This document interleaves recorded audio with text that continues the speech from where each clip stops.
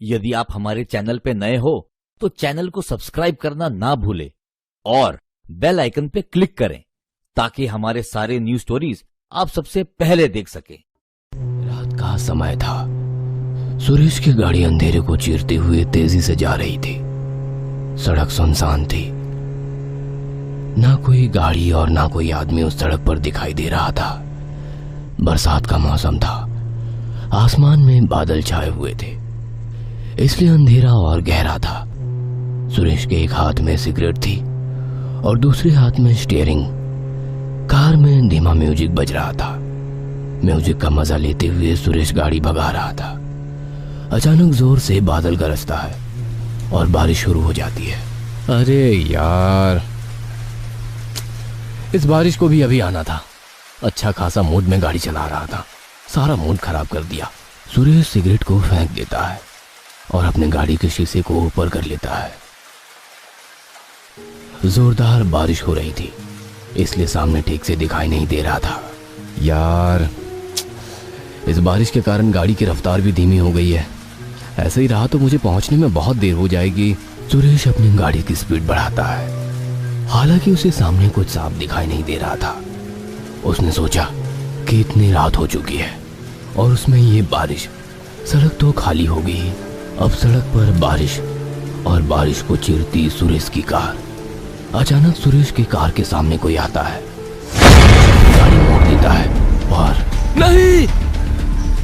सुरेश को होश आता है। तब वो देखता है कि वो सही सलामत है। हालांकि उसका सर स्टीयरिंग पर लगने से उसके सर से खून बह रहा था। आज तो बाल बाल बच गया। पता नहीं कौन मेरी गाड़ी के सामने आया था। सुरेश अपनी गाड़ी को रिवर्स लेता है और फिर से अपना सफर शुरू करता है। अब सुरेश धीरे धीरे आगे बढ़ रहा था। बारिश का कहर शुरू था। सड़क पर अब धुंधला धुंधला दिख रहा था। तभी उसे एक हवेली नजर आती है। शुक्र है, आखिरकार इस सुनसान रास्ते पर कुछ तो मिला। सुरेश अपनी गाड़ी को उस हवेली के अंदर ले जाता है।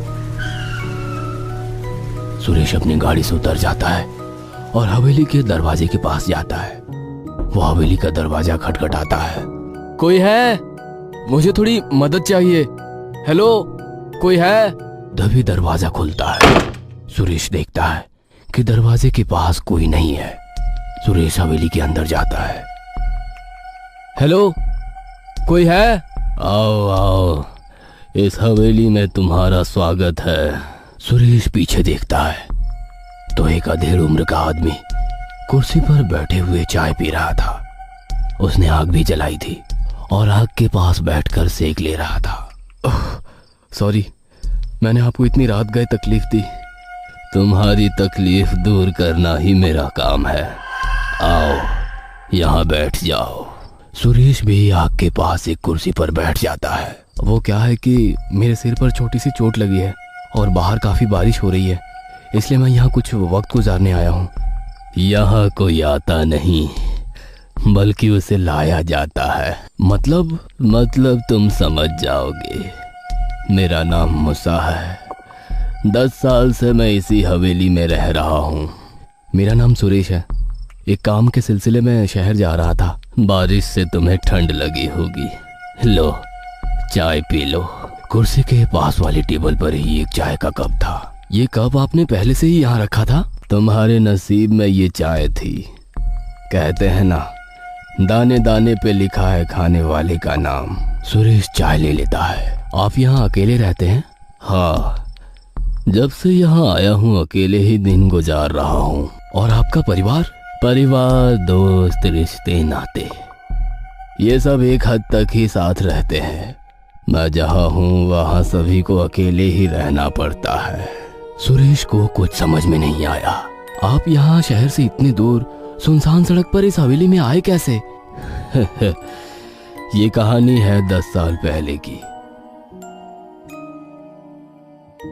मैं भी शहर में अपने परिवार के साथ रहता था। बहुत ही खुश था मैं अपने संसार में। एक दिन मुझे कॉल आता है। हेलो मूसा। Yes sir. तुम्हें काम के सिलसिले में शहर के बाहर जो हमारी नई फैक्ट्री है वहां जाना होगा।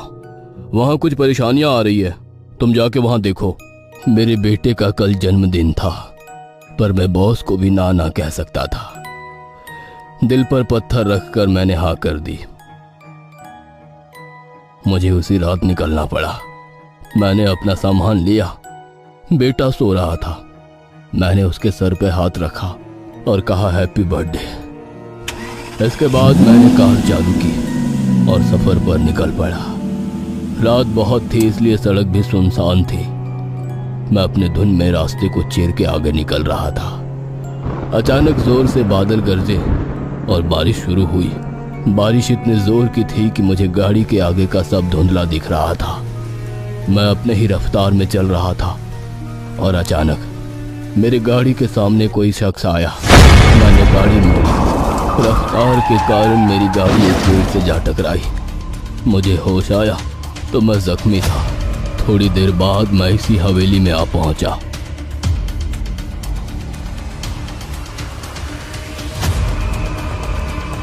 और तब से मैं यहीं पर रह रहा हूँ। क्या? पर क्यों? आप अपने घर क्यों नहीं लौट गए? क्योंकि यहाँ कोई मेरा इंतजार कर रहा था। यहाँ? कौन? था कोई मेरे जैसा ही। तो फिर आप कब तक यहाँ रहने वाले हो? बस आज मेरा इंतजार खत्म हो गया। अब मैं यहाँ से जा सकता हूँ। इंतजार खत्म हुआ मतलब? अब तुम जो आए हो। मैं कुछ समझा नहीं। तभी मूसा चाय का कप सुरेश की तरफ फेंकता है, जो उसके आर पार चला जाता है। ये क्या हुआ? तुम्हारी उस एक्सीडेंट में ही मौत हो गई थी। अब तुम्हें यहाँ तब तक रहना होगा जब तक तुम्हारे जैसा कोई यहाँ नहीं आ जाता। नहीं।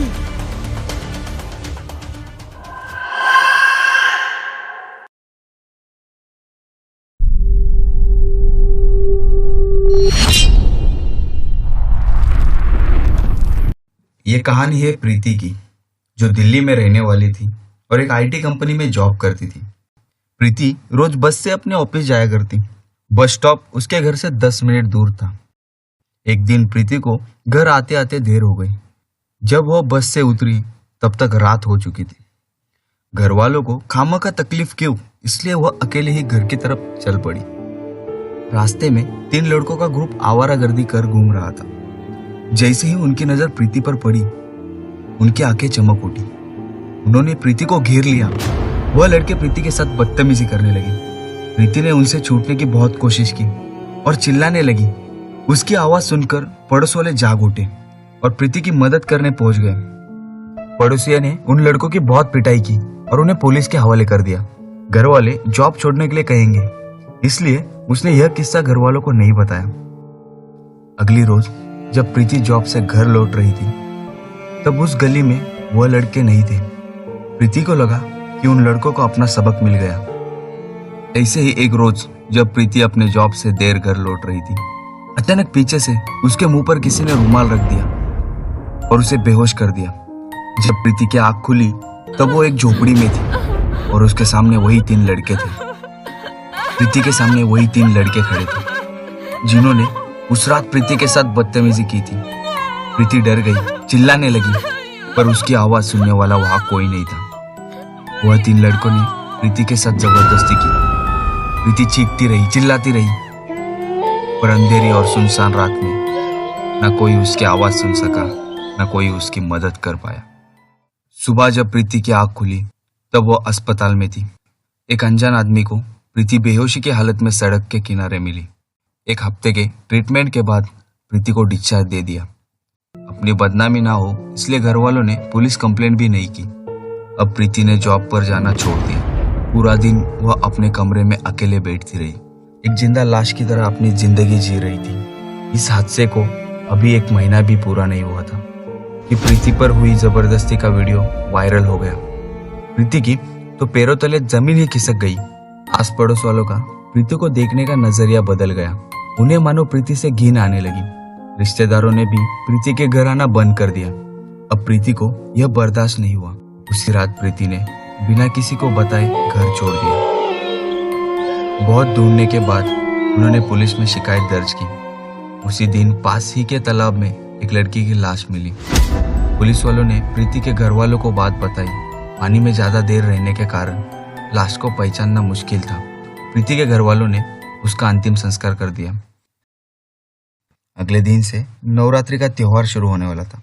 प्रीति के घर मातम छाया हुआ था। उसी रात जब 3 लड़कों में से एक लड़का नशे में धुत होकर घर लौट रहा था, तभी उसने देखा कि एक लड़की रोड के कोने पर बैठकर रो रही थी। वह लड़का जब उस लड़की के पास गया तब अचानक उस लड़की ने उस लड़के की ओर देखा। उस लड़के के मानो रोंगटे खड़े हो गए। वो लड़की और कोई नहीं बल्कि प्रीति थी। जैसे ही उस लड़के ने भागने की कोशिश की तभी सुबह उस लड़के का शव पास ही के रेलवे ट्रैक पर मिला। ज्यादा दारू पीने की वजह से ट्रेन से गिरकर उसकी मौत हो गई, ऐसा अनुमान लगाकर पुलिस ने केस बंद कर दिया। नवरात्रि के 5वें दिन जब बचे हुए 2 लड़कों में से एक लड़का रात के समय अपने कार में बैठकर कहीं जा रहा था। रात का समय था, इसलिए रास्ते में बहुत ज्यादा गाड़ियां भी नहीं थी। वो लड़का तेजी से गाड़ी चला रहा था। जैसे ही उसने एक मोड़ पर अपनी गाड़ी घुमाई तो उसके सामने प्रीति दिखाई दी। उसने तुरंत गाड़ी का ब्रेक दबाया और गाड़ी दूसरी तरफ मोड़ दी। गाड़ी रुकने के बाद उसने देखा कि वहां तो कोई नहीं था। उसे लगा कि यह उसका वहम है। जैसे ही वो अपने गाड़ी में बैठा, अगली बार पुलिस जब वारदात पर पहुंची तो उन्होंने यह अनुमान लगा दिया कि गाड़ी तेज होने के कारण मोड़ पर आते ही उस लड़के का गाड़ी से कंट्रोल छूट गया और गाड़ी का एक्सीडेंट हो गया। दोनों दोस्तों की मौत की खबर तीसरे लड़के को खाए जा रही थी। कुछ दिन बीत जाने के बाद जब दशहरा आया तो चारों तरफ देवियों के विसर्जन का माहौल था। पास ही के एक तालाब में देवियों का विसर्जन हो रहा था और उसी के पास दशहरे के मौके पर एक नाटक रखा गया। उस नाटक में देवियों का रूप लिए अनेक लड़कियां थीं। आस पड़ोस वाले माहौल वाले वह नाटक देखने आए थे। वो लड़का भी वहां था। अचानक उन लड़कियों में से एक लड़की जो काली माँ का अवतार लेकर खड़ी थी, वह उस लड़के पर झपट पड़ी।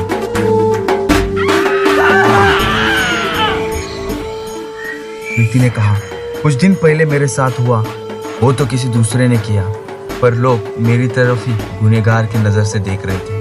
वाह रे इंसान, जीती जागती औरत को पैरों तले रोनते हो और औरत की मूर्ति के पैरों में झुकते हो। औरत की नहीं पर औरत की मूर्ति की पूजा करती हो। धिक्कार है इस समाज पर। मुझे नहीं रहना इस समाज में, नहीं रहना। और ऐसा कहकर प्रीति तालाब में कूद गई।